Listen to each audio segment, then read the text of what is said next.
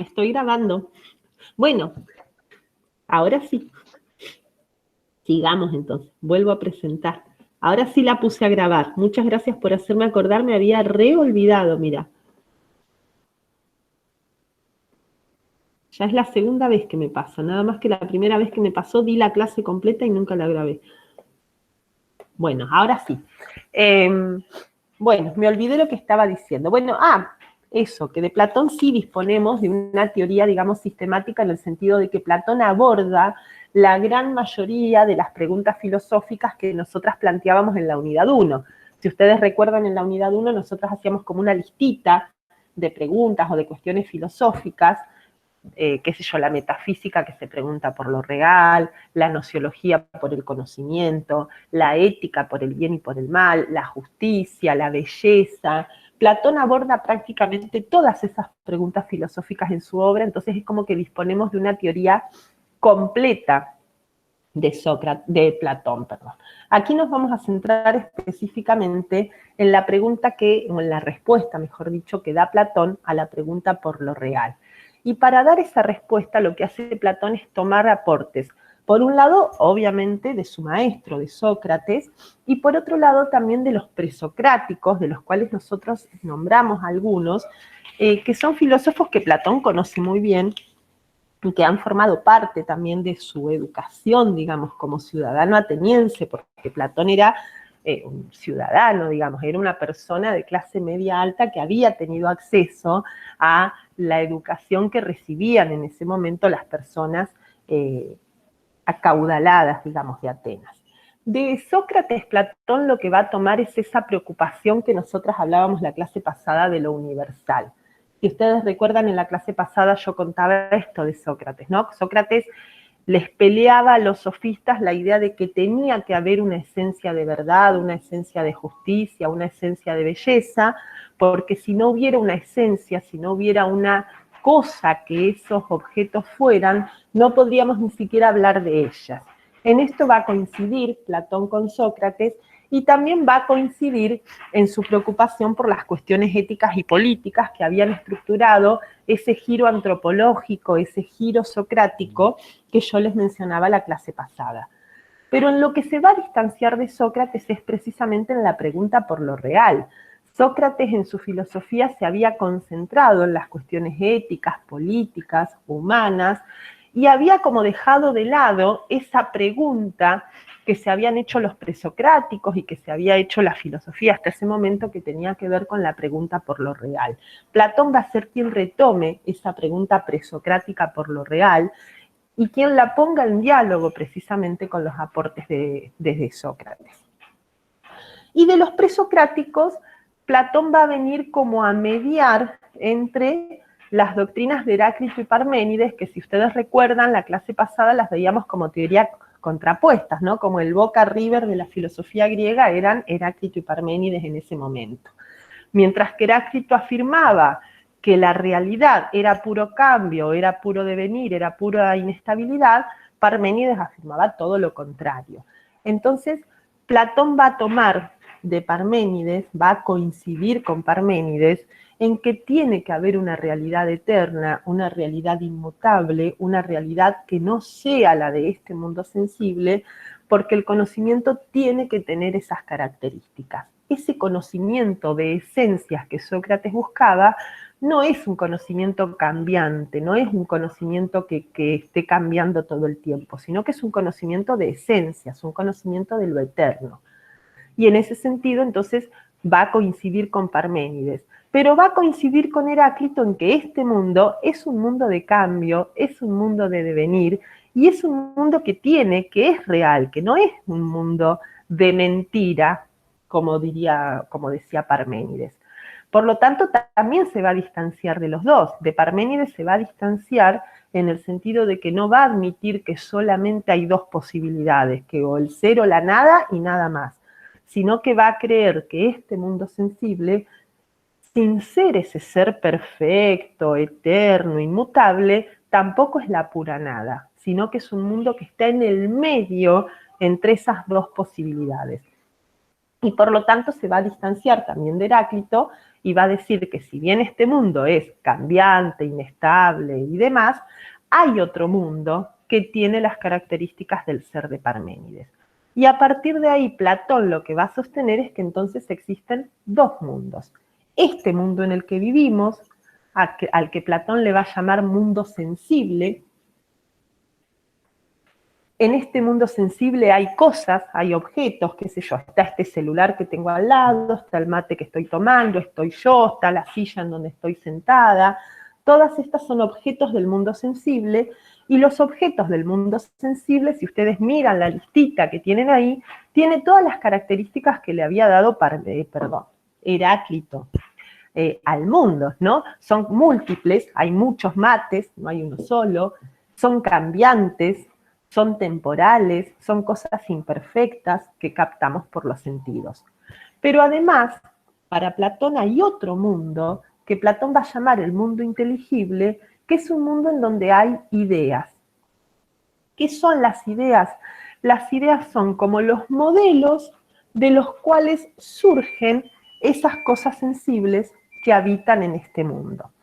Ustedes abajo tienen un ejemplo para que se den una idea. Si ustedes miran abajo de donde dice mundo sensible, tienen una imagen con algunos perros, con 3 perros, ¿sí? Esos perros son perros del mundo sensible. Ahora, del otro lado, lo que tienen es la definición de diccionario de perro.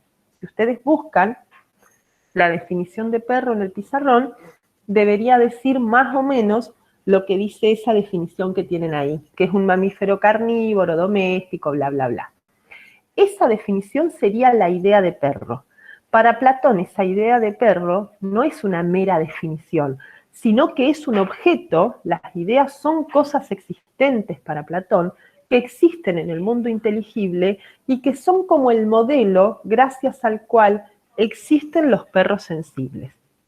Las ideas son únicas en su género, porque mientras los perros son un montón, la idea de perro es una sola, hay una sola definición de perro.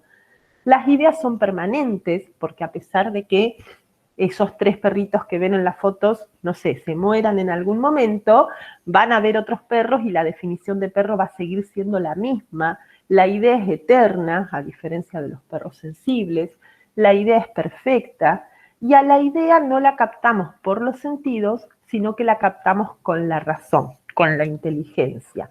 Entonces, las ideas son copias y son modelos, ay, estoy trabada, y gracias a la idea que funciona como modelo, es que existen las cosas de este mundo que son como copias de esas ideas. ¿Hasta aquí me van entendiendo? ¿Preguntas?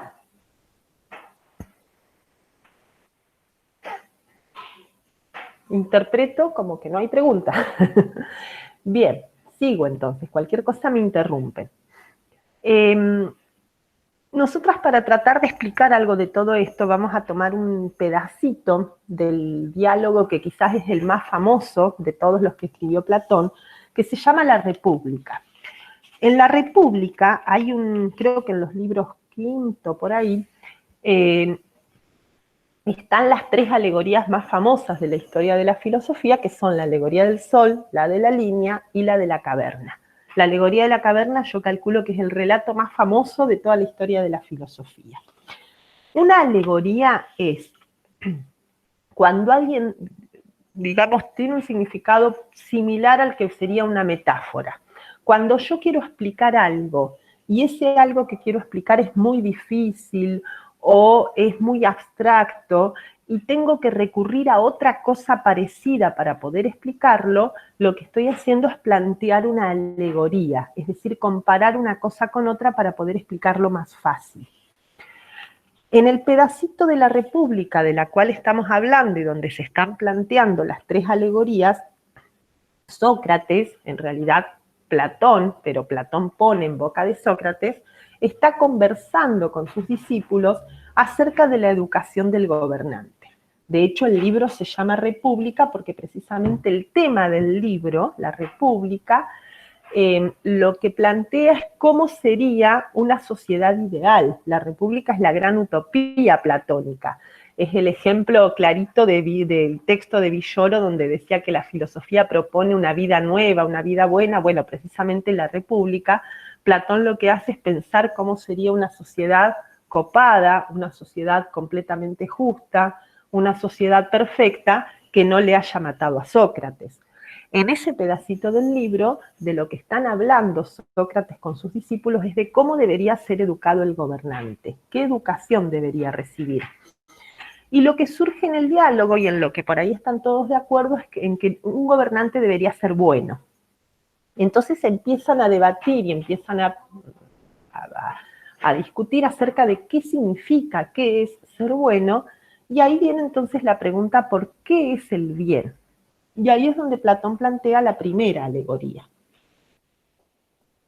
Platón dice que el bien es precisamente la idea más perfecta que existe. En ese mundo de las ideas, en ese mundo inteligible del que hablábamos recién, la idea más perfecta de todas, lo que diríamos hoy, la idea que ocuparía el lugar de Dios, la idea que ocuparía el lugar de la realidad suprema, es la idea de bien. Y la idea de bien es una idea tan perfecta y tan inabarcable que no la puede explicar directamente y por lo tanto propone compararla con otra cosa para que podamos entender cómo es la idea del bien. Y dice textualmente en la República que la va a comparar con un hijo del bien que es el sol. Entonces, en la primera alegoría, que es la alegoría del sol, lo que hace Platón en boca de Sócrates es comparar la idea del bien con el sol. Y ahí tienen en esa tablita un poquito los elementos de comparación. El sol es un objeto que está en el mundo sensible y que podemos ver con los ojos.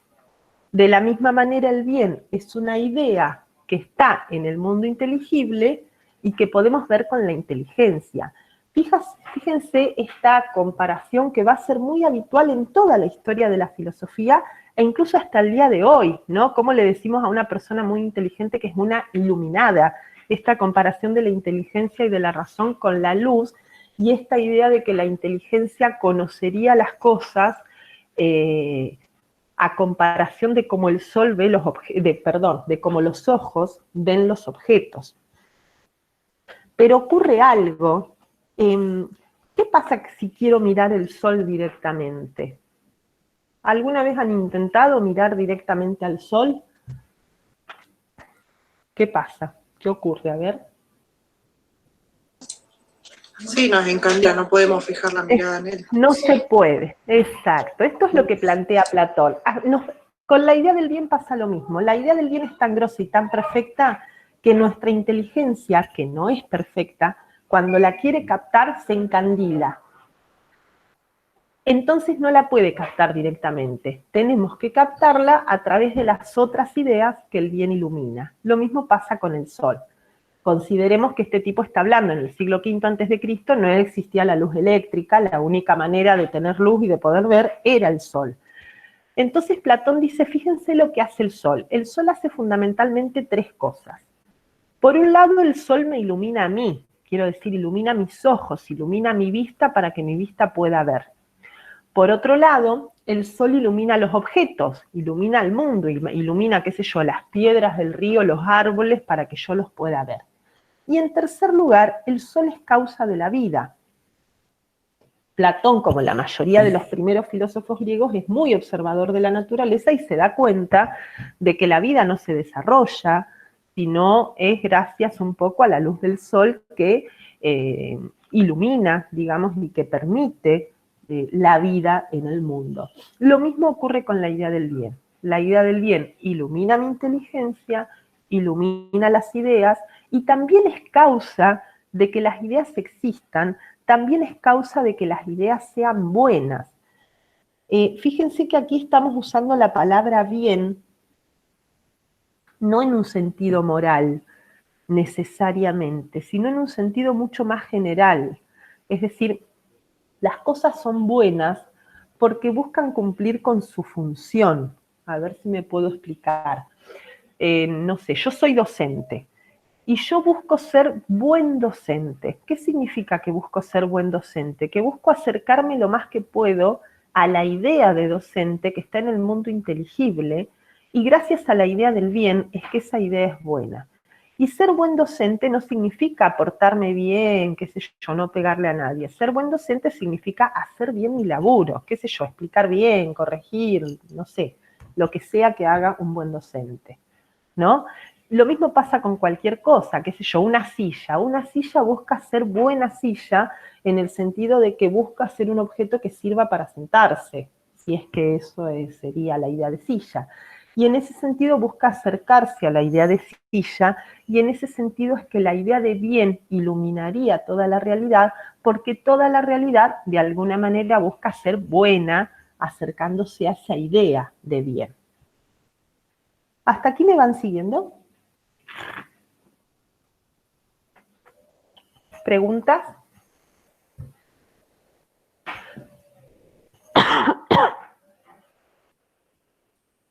Bueno, en la segunda alegoría, si no hay preguntas, que es la alegoría de la línea, lo que Platón se va a preguntar es precisamente cómo conocemos la realidad. Nosotras no nos vamos a detener en esta alegoría, no la vamos a analizar, solamente vamos a diferenciar entre estos dos modos de conocimiento que Platón plantea. Para Platón, este mundo sensible no lo podemos conocer de verdad. Sobre este mundo sensible no puede haber verdadero conocimiento. Lo único que podemos tener sobre el mundo sensible es opinión. Y la opinión es cambiante, imperfecta, contingente y se da a través de los sentidos. Cuando Platón habla de opinión, no está pensando en lo mismo que decimos nosotros cuando decimos opinión. Nosotros decimos opinión para designar a si se quiere, una idea o a un posicionamiento subjetivo que se puede discutir, qué sé yo puedo tener mi opinión política y otra persona tendrá otra opinión y son opiniones distintas. Platón no está designando eso con la palabra opinión, sino que está designando a otra cosa. Para Platón, la opinión es todo el conocimiento que podemos construir sobre el mundo sensible. Y es una opinión y no es verdadero conocimiento porque es cambiante. Por ejemplo, si yo digo que el mate está caliente, esa afirmación que yo acabo de hacer para nosotras no es una opinión, sino que es un conocimiento, está bien, el mate está caliente. Pero ¿qué pasa? ¿Por qué para Platón es una opinión? Porque eso es una verdad aquí ahora. Dentro de un rato, esa afirmación que yo acabo de hacer va a dejar de ser verdadera, porque es un conocimiento del mundo sensible. Y como bien había señalado Heráclito, el mundo sensible es cambiante.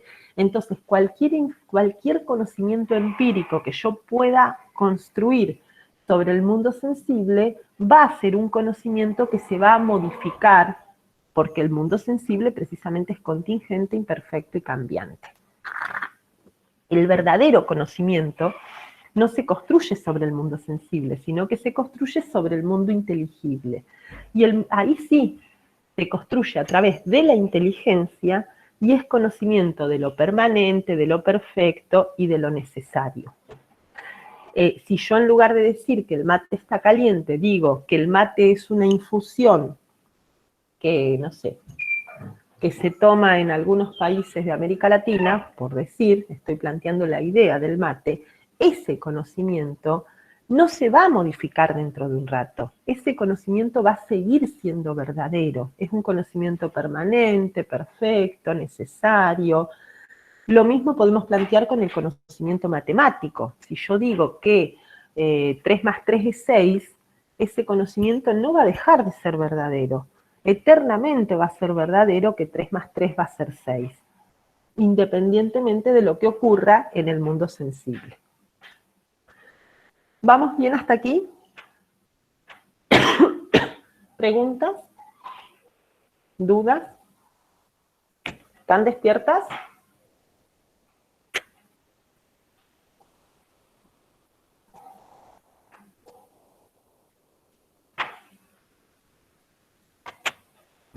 No sé si están despiertas, nadie me contesta. Sí, profe. Ahí está, ahí está. Sí, sí. Bien, me alegro. ¡Ah, qué susto! Bueno, y la última. La tercera alegoría. La alegoría de la caverna yo creo que es la más famosa, quizás la conocen, porque aparte es uno de los relatos de la historia de la filosofía que más se ha prestado a resignificaciones a lo largo de la historia y hasta el día de hoy. La tercera y última alegoría es la alegoría de la caverna. En la alegoría de la caverna lo que Platón nos plantea es, por un lado, cómo piensa él el lugar del ser humano en el mundo, y además, ¿cómo piensa él que debería ser educado el gobernante? Que si ustedes recuerdan es precisamente la pregunta que había dado origen a las alegorías. ¿Y quién debería gobernar la sociedad? ¿Quién debería gobernar la polis? En la mayoría de los manuales que estudian esto dividen a la alegoría en diferentes partes. La primera parte es la parte en donde Platón describe a la caverna y a los prisioneros. En la alegoría de la caverna, Platón nos invita a pensar el lugar del ser humano en el mundo, haciendo una comparación entre el mundo y una caverna subterránea. Si ustedes miran la diapositiva que les compartí, tienen ahí un dibujito que más o menos intenta representar la alegoría platónica. Platón nos invita a imaginarnos que hay una caverna subterránea, que adentro de esa caverna... Perdón. ¿Sí? Yo no veo la diapositiva, no sé si la ven. ¿No la ven? Eso le iba a avisar que parece que Ah, bien. No. A ver. Pensé que era problema de mi computadora, por eso no dije nada. Bien, gracias por avisar. ¿Ahora? No, todavía no. ¿Se ve? Sí, ahí sí. Yo sí. Perfecto.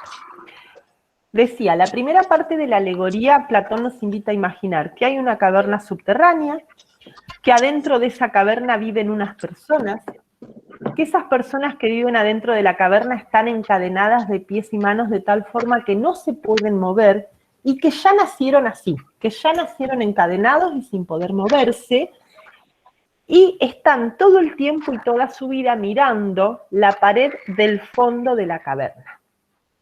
Por atrás de esos prisioneros hay como una tapia, como un muro, y por atrás del muro pasan unas personas, pasan unos tipitos, llevando toda clase de objetos, llevando objetos. Y más atrás de esos tipitos hay una fogata, hay un fuego. Y ese fuego entonces ilumina a esos objetos que llevan esos hombres, que se proyectan sobre la pared del fondo de la caverna, y entonces los prisioneros que están encadenados solamente pueden ver la pared del fondo, ven las sombras que proyectan, no ven a los objetos, ven las sombras de esos objetos, las copias de esos objetos precisamente, y consideran que esa es la realidad, que esa es la verdad.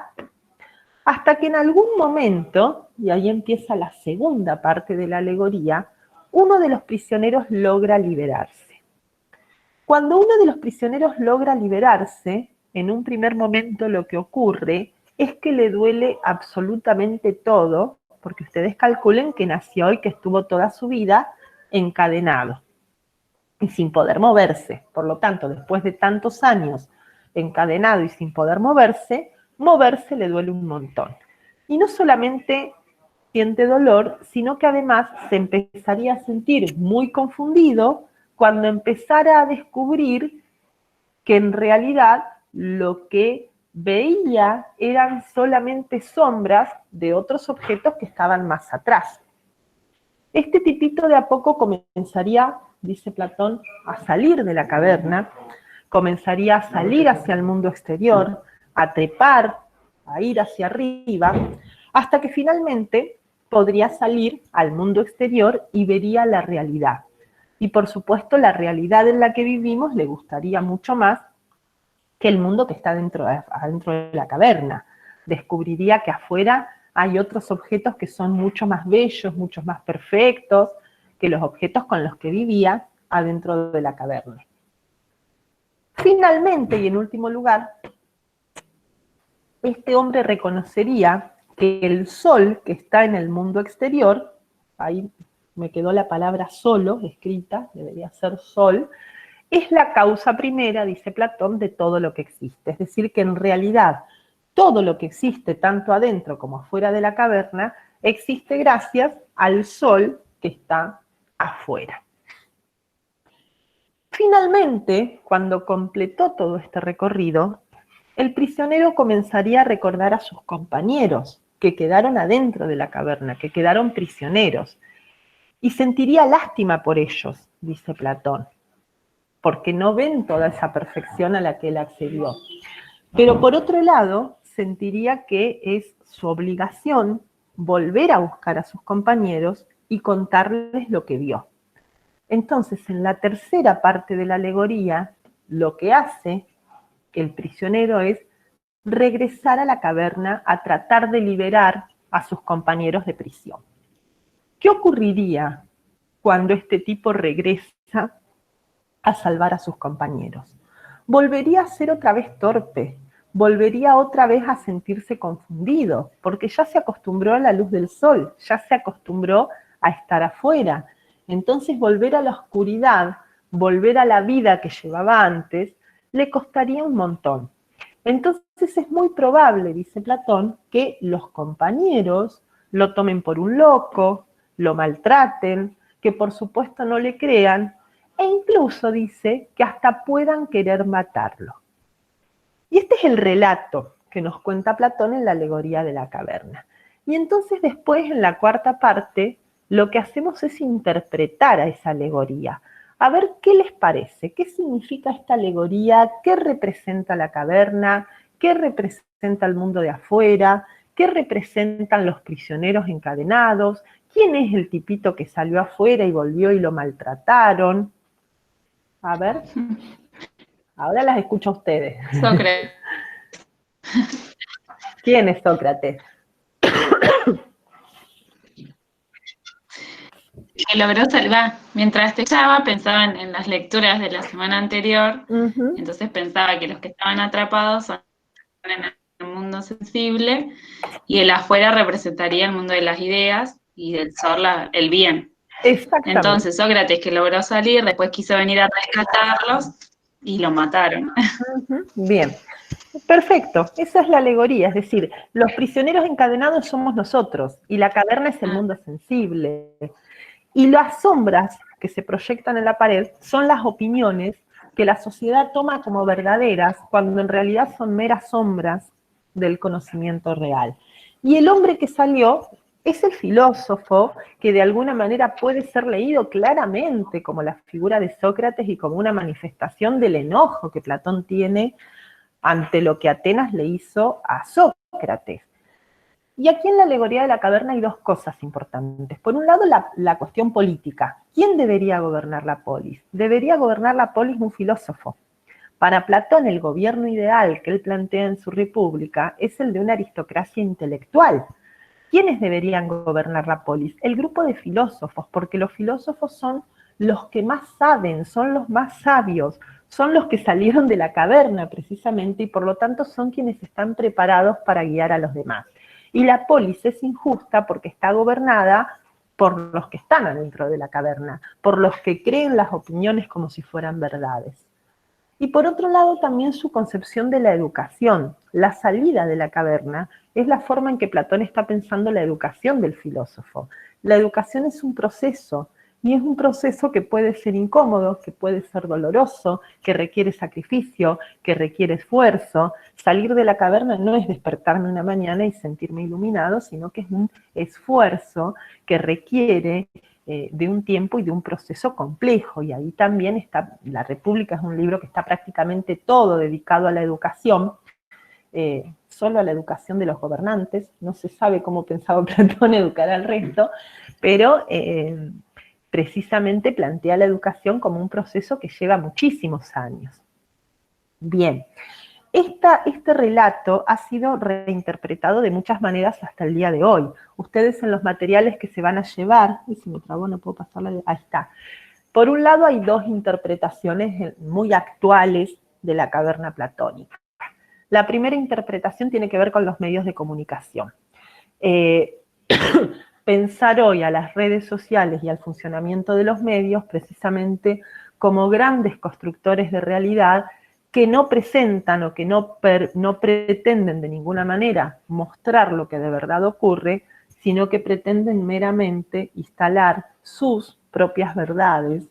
Esto Darío Zeta lo denomina posverdad, ¿no? Esto de, bueno, si yo repito muchas veces algo, la gente lo va a creer y lo va, ¿no? ¿Cuántas veces hemos escuchado? No, si esto es cierto, si lo publicaron en Facebook, ¿cómo no va a ser cierto? ¿No es cierto? Esta cuestión de las redes y de los medios, sobre todo ahora con las nuevas tecnologías y con las redes sociales, muchos autores, muchas autoras han interpretado la alegoría de la caverna en analogía precisamente con la función de estas nuevas tecnologías, ¿no? Y de cómo los medios nos generan un mundo artificial que muchas veces tomamos como verdadero. Y las otras interpretaciones que también nos interesan son las que precisamente han interpretado a la escuela en función de la alegoría de la caverna. Y aquí tenemos como dos interpretaciones opuestas. Por un lado, aquellas interpretaciones que piensan a la escuela como una caverna, en donde precisamente el mundo exterior no puede entrar, en donde no se puede hablar de política, no se puede hablar de sexualidad, por supuesto no se puede usar el celular, no se puede dejar entrar al mundo de afuera. Entonces estas teorías han pensado a la escuela como una gran caverna que enseña cosas que se parecen al conocimiento pero que en realidad no lo son y que no nos brinda herramientas para desempeñarnos en el mundo exterior. Y por otro lado, el otro grupo de teorías que han pensado a la escuela precisamente desde la postura opuesta, la escuela como el lugar en donde podemos llegar a adquirir herramientas para salir de la caverna, la escuela precisamente como el lugar en donde se podrían precisamente plantear debates, plantear cuestiones, plantear temáticas, plantear situaciones que permitan problematizar esa realidad social que muchas veces no se problematiza en otros lados, sobre todo en el mundo actual en donde precisamente las niñas, los niños y adolescentes están, si se quiere, educados, entre comillas, en gran medida por los medios sociales, masivos, por las redes sociales, por los medios de comunicación de los que hablábamos hace un ratito. Hoy los medios nos están disputando a las familias y a las escuelas el lugar de instituciones educadoras de las nuevas generaciones. Entonces, en este sentido, hay un poco que hacerse cargo de esta situación. ¿Hasta aquí preguntas, dudas? ¿Se entendió?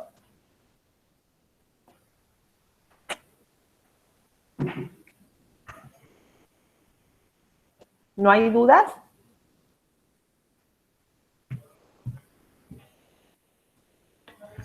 Bueno, sigo entonces. Les decía al comienzo que íbamos a trabajar con dos grandes teorías contrapuestas, con la de Platón y con la de Aristóteles. Así como Platón fue, si se quiere, el alumno más famoso de Sócrates, Aristóteles fue el alumno más famoso de Platón, que estudió en la escuela platónica, estudió en la academia y después, con el tiempo, fundó su propia escuela, el Liceo. De ahí, de la escuela aristotélica, sale este nombre de los peripatéticos. En el liceo se acostumbraba a caminar mientras se discutía y se debatía, y de ahí sale este nombre de los peripatéticos que ustedes veían en la serie de Merlí. Aristóteles va a ser el discípulo que le va a pelear al maestro. Aristóteles va a discutir muchas de las cuestiones de la teoría platónica y por lo tanto cuando se pregunte por la realidad y cuando plantee su propia teoría acerca de qué es la realidad, va a plantear una teoría, si se quiere, opuesta a la que había planteado Platón. Fundamentalmente Aristóteles le hace estas críticas a Platón. La primera crítica es la innecesaria duplicación de los mundos, la innecesaria duplicación de las cosas. Aristóteles no está de acuerdo en que a la realidad haya que dividirla en dos, como hizo Platón. Fundamentalmente por un principio de economía, si se quiere. Aristóteles dice, a ver, Platón, es recontra difícil explicar este mundo. Y vos agarrás y te inventás otro. Entonces ahora, en lugar de explicar uno solo, tenemos que explicar dos. Y a las cosas se pueden explicar recurriendo a una sola cosa. Si podemos explicar la realidad recurriendo a un solo mundo, no tenemos por qué imaginarnos ni plantear la existencia de otro. Por otro lado, Aristóteles no le queda claro, y esto en realidad no es una crítica de Aristóteles, sino que ya Platón se la había hecho a sí misma, a esa crítica, cómo se da la participación, cómo se da la relación entre los dos mundos. Cuando Platón piensa la relación entre los dos mundos, usa palabras como copia y modelo, que son las que dijimos recién, cuando explicábamos a Platón, y usa también el concepto de participación. Platón dice que el mundo sensible participa del ser del mundo sensible, del mundo inteligible, perdón. Es decir que esta silla participa de la idea de silla. Para decirlo en criollo, esta silla sensible tiene un cachitito del ser de la idea de silla, porque la idea de silla le dio un cachitito de su ser, digamos. Pero Aristóteles lo que plantea es que esos conceptos de copia, de modelo, de participación, son conceptos que en realidad no explican nada. Son conceptos que, si se quiere, son metafóricos, son simbólicos, pero no explican concretamente cómo se da el vínculo entre las ideas y las cosas.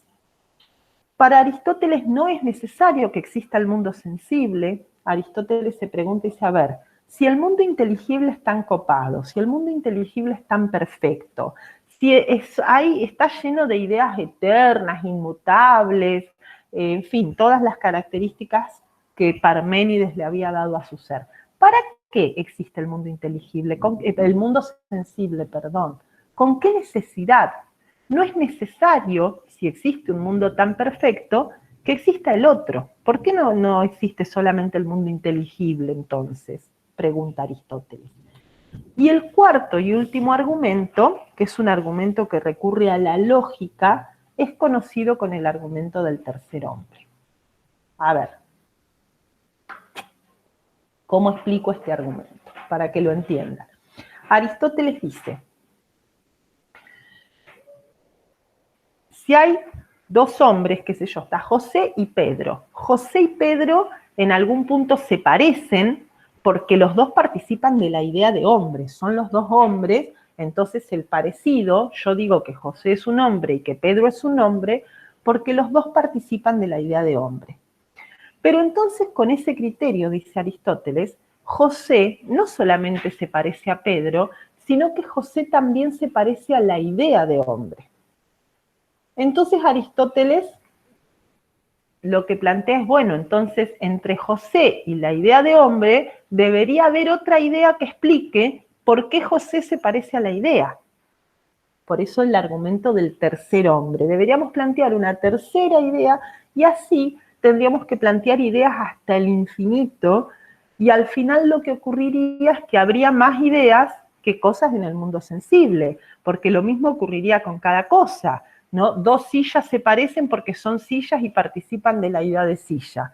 Pero entonces esta silla en la que estoy sentada se parece a la idea de silla y tendría que haber otra idea de silla, una tercera idea que explique la semejanza ya no entre esta silla y la que está al lado, sino entre esta silla y la idea. Y así tendríamos que ir al infinito y las ideas, en lugar de ser únicas y demás, serían más numerosas y más engorrosas que las cosas del mundo sensible. Entonces Aristóteles no va a pensar que la realidad se resuelve apelando a dos mundos, sino que va a postular que existe un solo mundo, que es este mundo en que vivimos y que no hay otro. Entonces lo que se va a proponer es explicar lo real, explicar el ser de las cosas, recurriendo solamente a este mundo sensible en que vivimos y pensando que las esencias de las cosas, esas esencias que buscaba ya Sócrates, están acá, están en las cosas y no en otro mundo. Esta frase que tienen aquí entre comillas Es una frase que plantea Aristóteles y que un poco explica la forma en que él entiende precisamente lo real. Aristóteles dice que el ser se dice de muchas maneras. ¿Qué significa que el ser se dice de muchas maneras? Que las cosas pueden adquirir muchas formas de ser diferentes. Y aquí Aristóteles, como todo el pensamiento griego, está equiparando y está asociando las formas de ser con el lenguaje, ¿sí? Pensemos nosotros cómo usamos el verbo ser. Tengan en cuenta que en griego, igual que en la mayoría de los idiomas, el verbo ser y el verbo estar se dicen con la misma palabra. Nosotras en castellano distinguimos el verbo ser del verbo estar, pero otros idiomas no los distinguen. Yo puedo decir, por ejemplo, que esto es un teléfono, pero también puedo decir que el teléfono es verde, o que el teléfono está arriba de la mesa, o que el teléfono está sonando. En todos esos casos, yo usé, para construir la oración, el verbo ser, pero lo usé de maneras diferentes. Y en este sentido es que Aristóteles dice que el ser se dice de muchas maneras. Y él reconoce, primero y principal, dos grandes modos de ser que va a denominar ser en sí y ser en otro. El ser en sí es lo que él llama usía, que en griego significa sustancia. El ser en sí sería este teléfono. Precisamente en la primera oración, cuando yo dije que esto es un teléfono, hice alusión a la usía, hice alusión a la sustancia.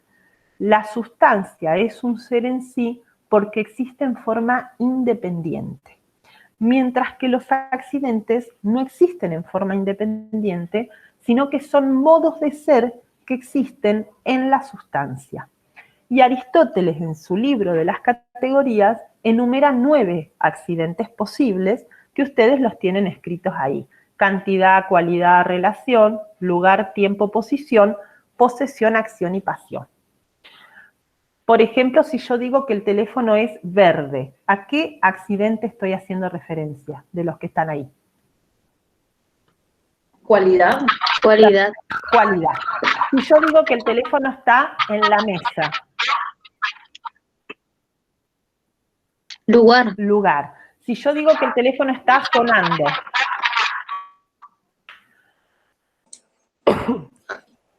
Acción. Acción. Perfecto. No hace falta que se acuerden nada de los accidentes, pero sí que reconozcan esta diferencia entre el ser en sí y el ser en otro. Fíjense que cuando hablamos de accidentes, lo que está queriendo decir Aristóteles es que sí o sí existen en una sustancia. Si yo a ustedes les pidiera que me muestren dónde está el color verde, ustedes no me podrían mostrar una sustancia que sea el color verde. No existe el color verde como sustancia. Lo que existe es el color verde en determinadas sustancias. Ustedes podrían mostrarme una manzana verde. Yo podría mostrarles la funda de mi teléfono que es verde. Podríamos mostrar, qué sé yo, un repasador. Justito tengo el repasador ahí a mi derecha que es color verde. El color verde es un accidente porque no existe como sustancia independiente, sino que para existir depende de una sustancia. Yo ahí tienen un dibujito, fíjense, podríamos decir, en ese dibujito hay una sustancia que es el auto. Ese auto, qué sé yo, hay un solo auto, ahí tenemos cantidad, es rojo, cualidad, está pasando por al lado de, que hay ahí un signo peso, está pasando por enfrente del banco, ahí hay una relación. En la calle, lugar, qué sé yo, está pasando ahora, tiempo.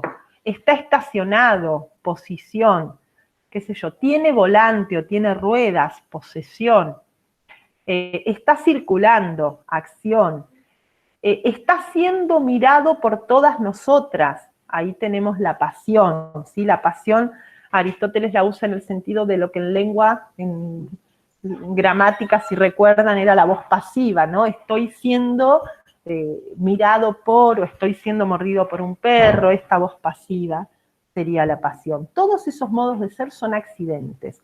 No existen en sí mismos, sino que para existir se alojan en una sustancia, y la sustancia sí es lo que existe en sí mismo.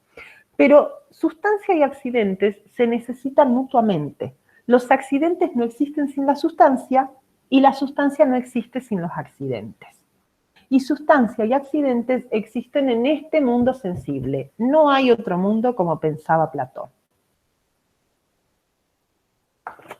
Ahora bien, ¿cómo explica Aristóteles la estructura de la sustancia? Para Platón, toda sustancia es un compuesto de dos cosas, es un compuesto de dos principios. Las sustancias no son simples, sino que son compuestos. Y son compuestos por dos principios que él llama materia y forma. Una sustancia, es decir, el auto, el teléfono, esa sustancia que sufre los accidentes, es un compuesto de materia y forma. ¿Qué es la materia? La materia, dice Platón, es el de qué está hecha la cosa. No confundan materia con lo que hoy denominaríamos algo material. La materia de algo no tiene por qué ser algo material, pero en general se asocia precisamente con el material del cual algo está hecho. Por ejemplo, no sé, ¿de qué está hecho un repasador?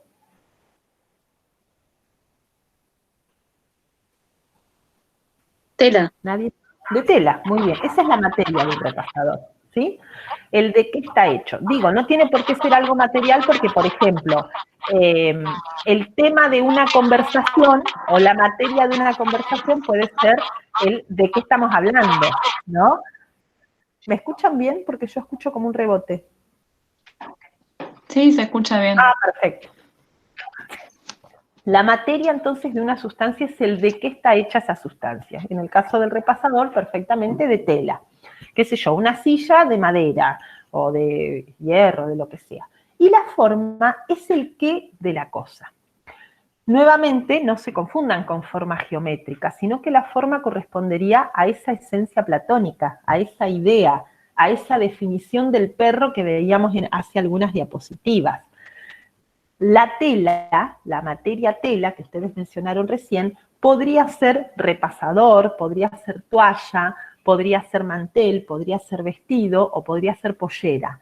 Pero en este objeto en particular adquiere la configuración de un repasador. Entonces la forma, si la materia es el de qué está hecha la cosa, la forma es el qué de la cosa. ¿Qué es esta cosa? Es un repasador. Precisamente la forma aristotélica es el equivalente a la idea platónica. Fíjense lo que hizo Aristóteles. Agarró la idea platónica del otro mundo y la bajó de un ondazo a este mundo sensible. El ser de esta silla, la esencia de esta silla, no está en la idea de silla que está en el otro mundo. Está acá. Esta silla es un compuesto de materia y forma. La forma es precisamente la configuración de la silla y es lo que hace que esta materia, que podría ser un montón de cosas distintas, en este objeto sea una silla y no otra cosa. Y la forma es de alguna manera lo universal porque precisamente todas las sillas tienen de alguna manera esa configuración, esa forma que les permite ser silla y no otra cosa. ¿Entendieron lo que es la materia y la forma? ¿Se entendió? Sí. Perfecto. Sí, profe. Pero hasta aquí lo que tenemos es como una foto de la sustancia. Aristóteles tiene un gran problema para explicar que no había tenido ninguno de los filósofos que estaban antes que él. ¿Qué es el problema? Consulte. ¿Los dos compuestos son materia y forma o los compuestos son según la estructura y según el movimiento? Ahora vamos. La sustancia es un compuesto de materia y forma según su estructura. Hasta aquí es todo lo que expliqué. Ahora vamos con potencia y acto. ¿Se entiende? La sustancia puede ser explicada de las dos maneras, como un compuesto de materia y forma o como un compuesto de potencia y acto. El potencia y acto todavía no lo expliqué. ¿Se entiende? Respondo a tu pregunta, no sé quién me habla. No le veo acá los cartelitos. ¿Se entiende? Es decir, podríamos decir, bueno, en una sustancia hay Sustancia y accidentes, como dijimos recién. Ahora dijimos, hay materia y forma. Y ahora vamos a explicar precisamente potencia y acto, que es la sustancia considerada en movimiento. Cuando Aristóteles habla del movimiento, no piensen en... Nosotros normalmente cuando hablamos de movimiento, cuando hablamos de moverse, pensamos en un cambio de lugar. Yo me muevo, qué sé yo, si me pongo a bailar, ustedes dirán, la profe está loca, se está moviendo. Cuando Aristóteles habla de movimiento, no está pensando solamente en ese movimiento. Otra vez escucho ruido. ¿Ustedes me escuchan bien a mí? Ah, dejé el micrófono prendido, perdón. Ah, está bien, por eso. Perfecto. Cuando Aristóteles habla de movimiento, está pensando en el cambio en general. Cualquier cambio en la naturaleza es un movimiento. Por ejemplo, que una planta crezca es movimiento. Que las personas cambiemos es movimiento. Todo cambio es sinónimo de movimiento en este contexto. Aristóteles tiene que explicar el problema del movimiento y es un problema que ningún filósofo antes que él había tenido que explicar porque todos los filósofos anteriores se habían lavado las manos con el problema del movimiento. Por ejemplo, para Platón o para Parménides, este mundo sensible cambia, está en movimiento, pero no hace falta explicarlo demasiado porque total el verdadero conocimiento está en el mundo inteligible. Entonces, como el verdadero conocimiento es de lo eterno, de lo inmutable, de lo que no cambia, no tengo que explicar el movimiento. Heráclito, que era quien sí había defendido el movimiento, también se había lavado las manos, porque había dicho, bueno, fácil, si todo se mueve no podemos conocer nada, ya está. Aristóteles precisamente se va a hacer cargo de explicar el movimiento para poder también explicar la posibilidad de conocer lo real y de abstraer, de tener un conocimiento cierto acerca de la realidad. Entonces, cuando él explica la sustancia como materia y forma, lo que está haciendo de alguna manera es sacarnos una foto de la sustancia. Cuando yo dije recién que el repasador es un compuesto de materia y forma, estoy explicando cómo es el repasador ahora, pero el repasador en algún momento, qué sé yo, se va a hacer percha, se va a romper todo y va a terminar siendo, qué sé yo, basura. La silla esta va a terminar siendo leña para un asado en algún momento. La sustancia no está quieta. Esa sustancia, que es un compuesto de materia y forma, está en movimiento. Entonces, también podemos explicarla a la sustancia como un compuesto de potencia y acto. Cuando hablamos de potencia, dice Aristóteles, hablamos de la materia dinámicamente considerada. Es decir, la potencia es la materia, pero la materia considerada dinámicamente. Es decir, la potencia son las posibilidades que la sustancia tiene. Y las posibilidades que la sustancia tiene están dadas por su materia. Quiero decir, cuando yo recién les decía, el repasador, como está hecho de tela, podría ser toalla, vestido, pollera o mantel. Precisamente esas son las posibilidades. Aquí ahora es repasador, pero en potencia es otras cosas. Esa potencia del repasador está dada por su materia. El repasador no es un perro en potencia. El repasador no es Macarena en potencia, porque la materia del repasador no le permitiría convertirse en ninguna de esas sustancias que acabo de mencionar. Mientras que el acto es la forma dinámicamente considerada. Es decir, el acto es lo que es la sustancia aquí y ahora. El repasador es repasador en acto, es basura en potencia. ¿Se entendió?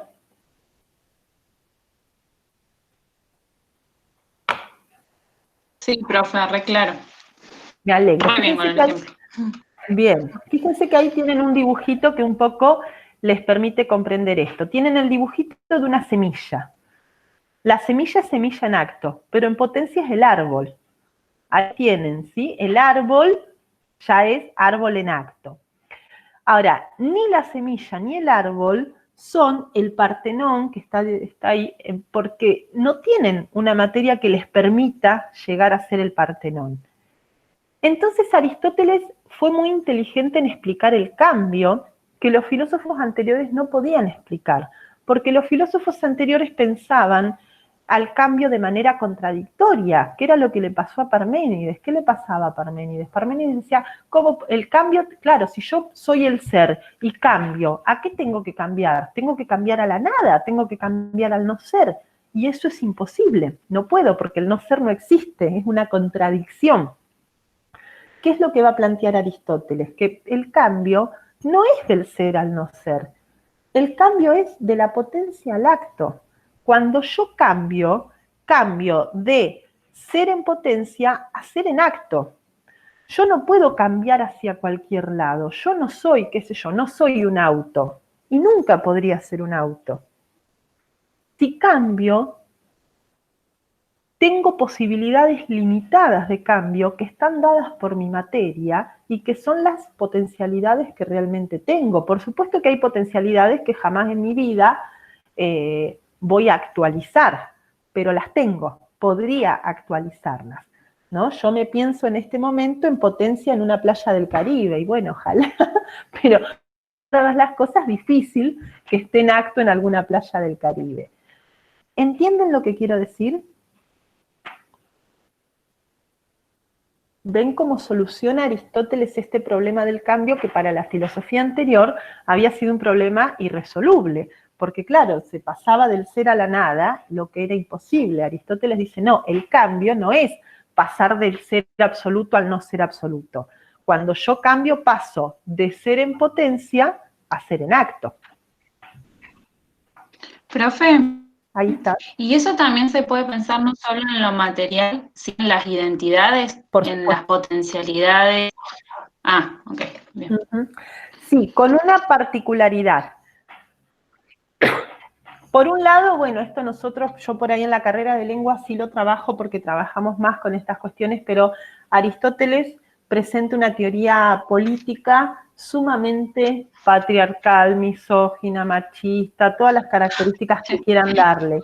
Que es importante conocer porque es importante también desde el feminismo saber de dónde surgen los argumentos con los que nos estamos peleando y saber también y ver que no son argumentos que nacieron ayer, sino que tienen una larga tradición en la cultura occidental, que había otras interpretaciones, porque por ejemplo la teoría política de Platón es muy distinta a la de Aristóteles en ese sentido, y sin embargo la que triunfó y la que predominó en la cultura occidental fue la aristotélica, que claramente las mujeres estamos destinadas por naturaleza al ámbito doméstico y al cuidado del marido, de los hijos y de la casa. Entonces, cuando nosotros pensamos en esta cuestión vinculado a las identidades, que sea claro que es una reinterpretación contemporánea de estos conceptos y no algo que haya pensado el autor originalmente. Eso por un lado. Y por otro lado, me viene bien la pregunta para aclarar una cosa. Cuando Aristóteles habla de materia y forma y de potencia y acto, para él, en este mundo no pueden existir una sin la otra. La materia sola no existe, la forma sola tampoco, por lo menos no en este mundo, ya vamos a ver. La potencia sola no existe, el acto solo tampoco, por lo menos no en este mundo. Por eso toda sustancia es un compuesto. Ninguna sustancia es materia sola o potencia sola. Ahora, cuando Aristóteles piensa estos dos principios, él le da prioridad a la forma y al acto por sobre la materia y la potencia. Nosotras en nuestra cultura contemporánea tendemos a pensar que la potencia es más perfecta que el acto, ¿no? Esta idea, bueno, hablamos de la potencialidad de alguien como de una perfección que todavía no se alcanzó. Para Aristóteles, si bien en los seres vivos él reconoce, por ejemplo, en la semilla, la potencialidad, la perfección todavía no está desarrollada porque todavía no es árbol, lo mismo en el ser humano. Para Aristóteles la forma perfecta del ser humano es el ser humano adulto, entonces un niño es un ser humano que todavía no tiene desarrollada su perfección para Aristóteles. Pero entre los dos principios el que determina el ser de la cosa es el acto y es la forma, no es la potencia. Por eso la forma es el equivalente a la idea platónica. ¿Esta silla es silla? Fundamentalmente porque tiene la forma de silla. Más allá de que la materia es necesaria también, el ser de silla está dado por su forma. Es decir, está dado por lo que la silla es en acto aquí y ahora. La potencialidad es una posibilidad que puede nunca alcanzarse y en definitiva para Aristóteles la materia y la potencia son fuente de imperfección porque precisamente son las que posibilitan el cambio y el cambio, digamos, definitivo y último de toda sustancia es la muerte. Toda sustancia está destinada a morir. Y está destinada a morir precisamente porque tiene materia y porque tiene potencia, porque la materia en algún momento va a desaparecer. ¿Me entienden lo que quiero decir? Sí, va, yo sí creo que lo entendí. Aquí está entonces lo que hablábamos recién. El movimiento no es un pasaje del no ser al ser en términos absolutos, sino que es del no ser en acto a ser en acto, o sea, de ser en potencia a ser en acto. Y una sustancia tiene para Aristóteles distintos tipos de cambios que aquí tienen graficados. Aristóteles dice que la sustancia tiene cambios sustanciales y accidentales. El cambio sustancial es precisamente la generación y la corrupción, es decir, la aparición y la desaparición de una sustancia, el nacimiento o la muerte. En el momento en que algún carpintero fabricó esta silla, la silla vino al mundo, la silla nació, entonces se produjo un cambio sustancial. Un montón de madera, que en ese momento eran unas tablas de madera y nada más, se convirtieron en una silla. Y la corrupción será cuando la silla desaparezca.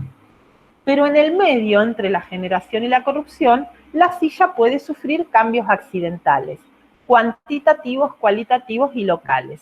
El cuantitativo tiene que ver con el aumento y la disminución de la sustancia, por ejemplo, el crecimiento. Ahí tienen en el dibujito esa niña, mujer que va creciendo, va sufriendo cambios cuantitativos. Cambios cualitativos, qué sé yo me tiño el pelo de fucsia y ahí tuve un cambio cualitativo. Y el cambio local es el cambio de lugar, precisamente lo que hoy entendemos por movimiento, cuando la sustancia se mueve de un lugar a otro. Y otra cosa que va a explicar Aristóteles son las causas de ese movimiento. Para Aristóteles, conocer algo es conocer sus causas.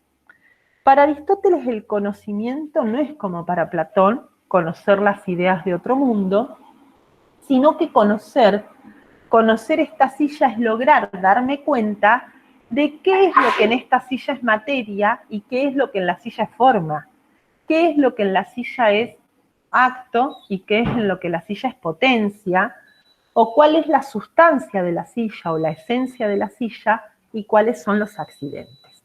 Y además Aristóteles dice que conocer algo es conocer sus causas. Y nuevamente, cuando habla de causas, está hablando de algo mucho más amplio de lo que entendemos hoy por causas.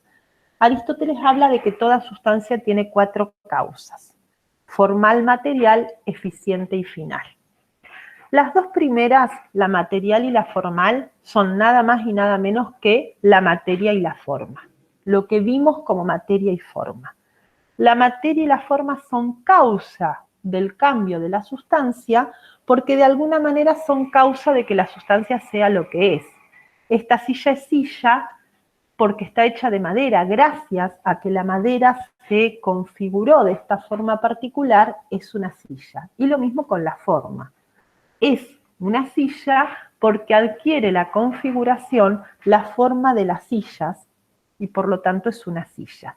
Y en este sentido, la materia y la forma le permiten a esta silla ser lo que es, son causa de la silla. Y después están la causa eficiente y la causa final. La causa eficiente es, Aristóteles dice, el agente que pone en marcha el movimiento, el agente responsable del cambio.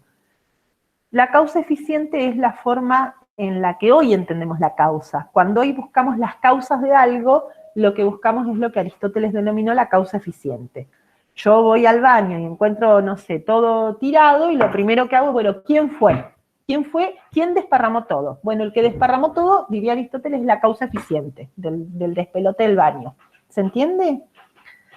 Ahí en el ejemplo que tienen, la causa eficiente del templo es el arquitecto que lo hizo. La causa eficiente de una silla es el carpintero. La causa eficiente de una comida es el cocinero. Es decir, ¿quién hizo esto? Esa es la causa eficiente.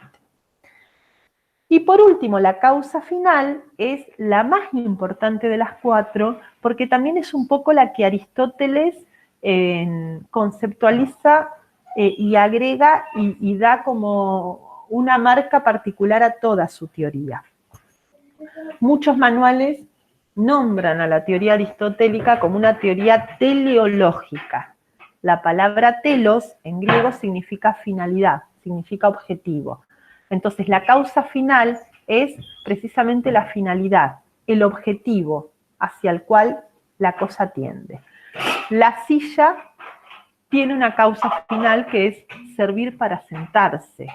Y de alguna manera busca servir para sentarse porque ya sabemos que cuando la silla no me sirva más para sentarme, yo me voy a deshacer de la silla. Si la silla no me sirve para sentarme, no me sirve más como silla, ¿no?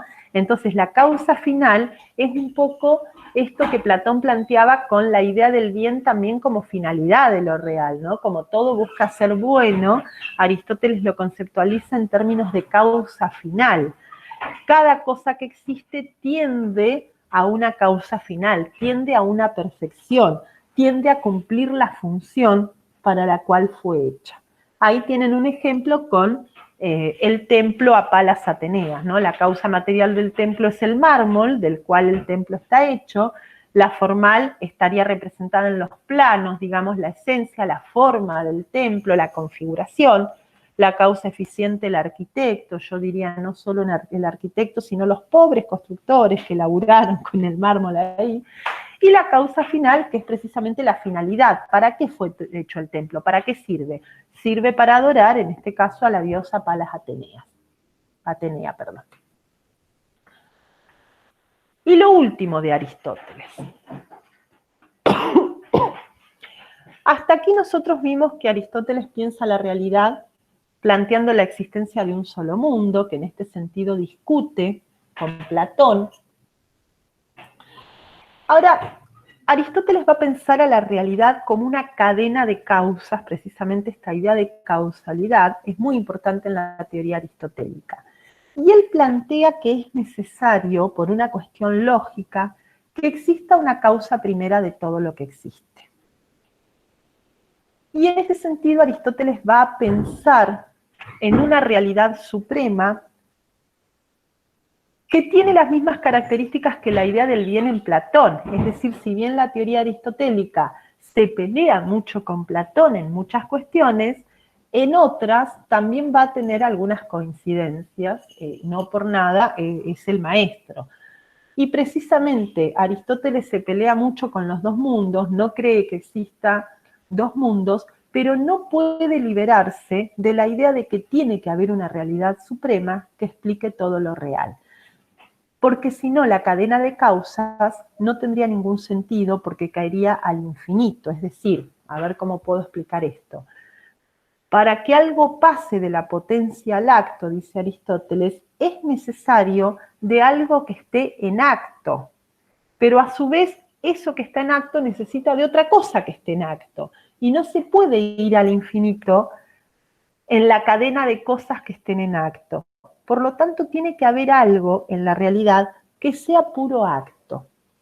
Y ahí aparece la idea del primer motor inmóvil. Fíjense el nombre que le da Aristóteles a su, entre comillas, diríamos Dios. Por ahí a mí no me gusta, hay muchos manuales que usan la palabra Dios, que hablan del Dios aristotélico.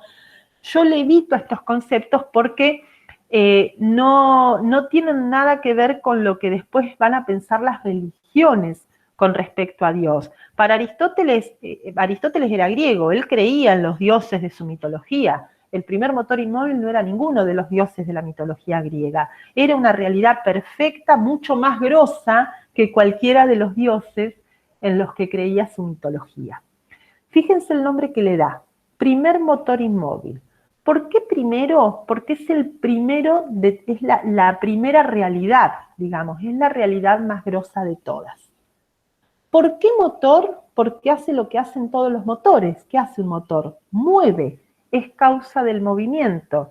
Y recuerden que cuando hablamos del movimiento, aquí estamos hablando del cambio en general. Toda la realidad cambia, se mueve, porque hay algo que la pone en movimiento. No se puede mover sola, tiene que haber una causa de ese movimiento. Y esa causa de ese movimiento precisamente es el primer motor. Pero mueve, dice, Aristóteles dice así, mueve sin ser movido. Es decir, él mueve a la realidad, pero él mismo no se mueve, él es inmóvil. Él es causa del movimiento, pero a él no lo mueve nada. ¿Y por qué no lo mueve nada? Porque el primer motor inmóvil es lo único que existe que no es un compuesto de materia y forma, ni de potencia y acto. El primer motor inmóvil es puro acto y pura forma. No tiene potencia y no tiene materia. Y al no tener potencia ni materia, no cambia, no se mueve.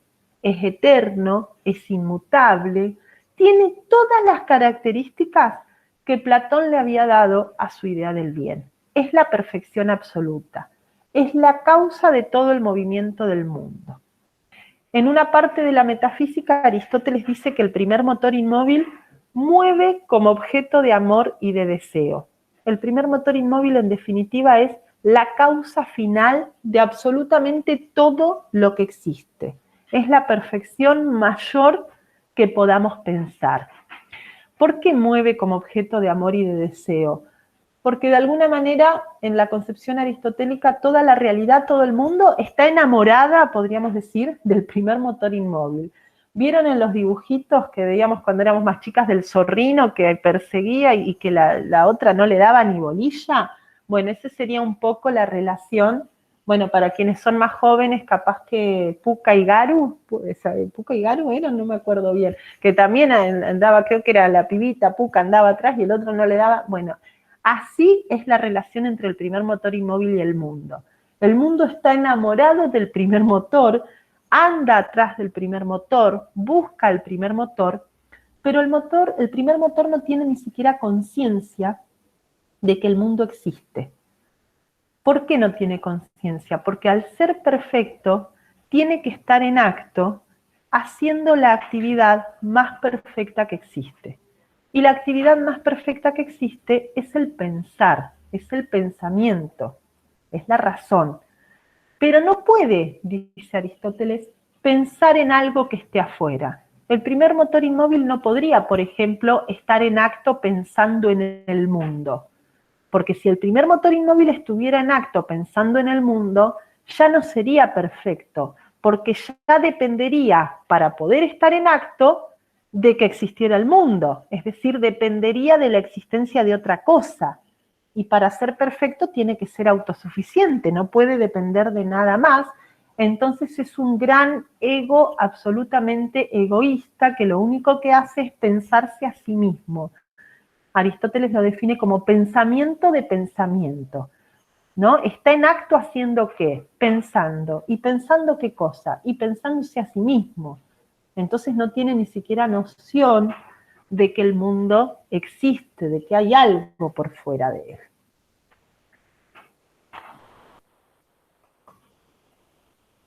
Bien.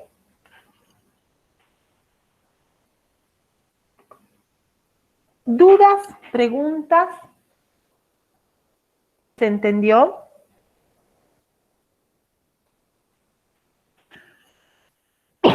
Bueno, para trabajar esta semana con estas dos teorías contrapuestas, lo que vamos a hacer, lo que se van a llevar ahora cuando cortemos, perdón, Maca, les voy a subir al aula, les voy a compartir todo el material. Por un lado, yo les preparé una... Sí, consulte. Entonces, este primer motor inmóvil sería una idea, un concepto que no tendría para Aristóteles ninguna forma definida. Al revés, sería pura forma. Sería evitemos la palabra, sí, bueno, idea, porque por ahí nos remite a la cuestión platónica, pero en realidad aquí los conceptos son confusos porque Platón muchas veces para hablar de sus ideas, a veces Platón usa la palabra idea, pero a veces usa la palabra morfé, y la palabra morfé es la palabra forma, y es la palabra que después Aristóteles va a usar para hablar de materia y forma.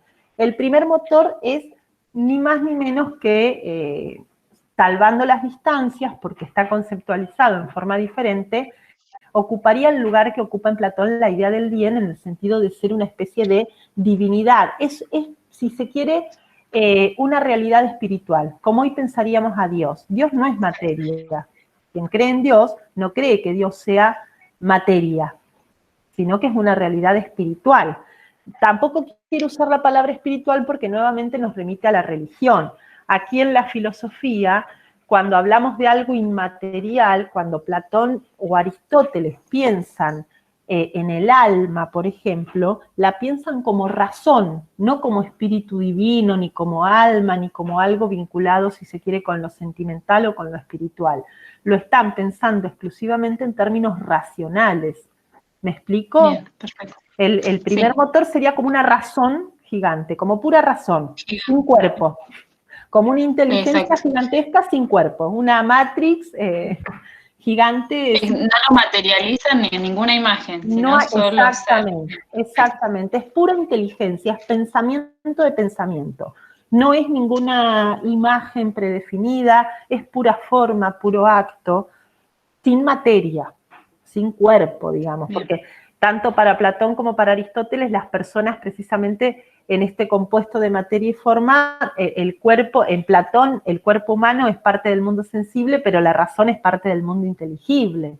Incluso hay mitos platónicos que piensan cómo la razón antes vivía en el mundo de las ideas y después se cayó y se encarnó en un cuerpo. Nuestra razón, para Platón, es parte del mundo de las ideas, o fue parte antes de que nos encarnáramos en cuerpos, mientras que los cuerpos son partes del mundo sensible. ¿Se entiende? Sí, perfecto. Ahora sí. Bien. Les decía que para estudiar a Platón y Aristóteles yo les preparé una ficha de cátedra. Si ustedes ven que esta explicación y la ficha de cátedra quedan cortas, me avisan y recurrimos a otros materiales, pero no las quiero llenar de textos y desmateriales en este contexto. Entonces, en lugar de por ahí proponer los manuales que normalmente les comparto, directamente les armé una ficha de cátedra yendo a los núcleos duros de esta parte teórica. Entonces, esta semana se van a llevar esa ficha de cátedra de estas dos teorías y les voy a dejar también el enlace al capítulo de Mentira a la Verdad que trabaja con la metafísica de Aristóteles. Si ustedes recuerdan, la semana pasada yo les compartí el capítulo de Mentira a la Verdad que trabaja con la apología de Sócrates. La apología de Sócrates en realidad es un diálogo de Platón y con Platón trabajamos hoy. Pero yo se los di la semana pasada porque la apología de Sócrates precisamente es el diálogo donde Platón cuenta la muerte de Sócrates y es el diálogo de Platón en donde si quiere está mejor reflejado el pensamiento de Sócrates. Entonces lo trabajamos la semana pasada con el capítulo de Mentira a la Verdad. Hay otro capítulo de Mentira a la Verdad, el que sigue precisamente, que trabaja con la metafísica de Aristóteles y donde precisamente explica toda esta cuestión de materia, forma, potencia, acto, las causas. Entonces les va a servir para complementar todo esto que estamos viendo. Entonces se van a llevar la ficha de cátedra y se van a llevar el videíto de Darío Zeta. La clase grabada, gracias a la compañera que me hizo acordar, también va a quedar disponible, por un lado, si ustedes necesitan volver a mirar algo, y también para quienes no hayan podido asistir, cuando quieran la pueden mirar. Y las consignas de trabajo de esta semana tienen que ver precisamente con esto y van a compensar precisamente en algunas cuestiones vinculadas a estas dos teorías opuestas, ¿sí? Ahora, en un rato van a encontrar todo eso. ¿Hay alguna duda, preguntas, comentarios, quejas, sugerencias? ¿Nadie se durmió? Perfecto, entonces, bueno, gente, si está todo bien, la próxima vez que nos veamos así sincrónicamente será no el jueves que viene, sino el otro. Yo el jueves que viene, por supuesto, les subiré una clase, por ahí les subiré algún videíto si hace falta, pero no nos vemos así, sí dentro de 2 semanas, ¿sí? Por supuesto, en el medio, recuerden que los lunes estoy a disposición para clases de consulta, si a medida que van haciendo el trabajo, si cuando van leyendo necesitan consultar algo, me avisan, y bueno, y también si quien no pueda el lunes, si necesita consulta, coordinamos otro día en otro horario, no hay problema. Pero si no hay dudas ni preguntas, eso sería todo por hoy. Bueno, gracias, Maca, re claro. Bueno, gente, me alegro. Adiós. Chao, chicas.